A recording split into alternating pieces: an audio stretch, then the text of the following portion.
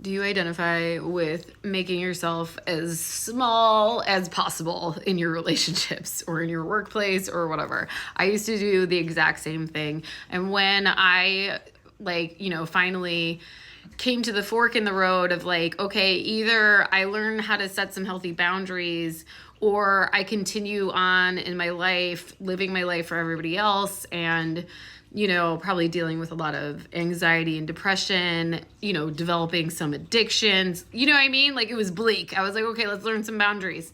So when I set out to do that, I kind of took a look at all my relationships and I was like, oh yeah, these are like one-sided. I didn't know that relationships weren't supposed to be one-sided because most of my relationships had always been one-sided, right? I was always overgiving. It's just how I grew up. For whatever reason, I played that role in my family. And I'm not saying it's like my parents' fault. Like my sister didn't play that role. I played that role. It's just what happened, right? But it wasn't working for me anymore.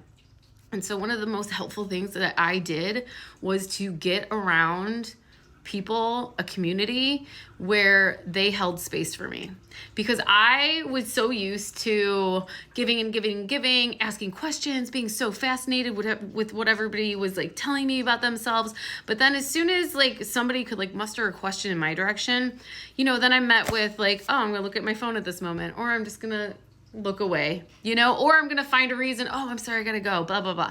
Right. And so like, I just felt invisible. And so I really do kind of believe that we need to be seen first before we can see ourselves. And so I needed to put myself in a situation where other people would see me. And for me, that was a 12-step group. There are tons out there for anything and everything. Okay. So if that's something that you're open to, that's great. Otherwise, group therapy, religious communities, just make sure it's a safe place, okay?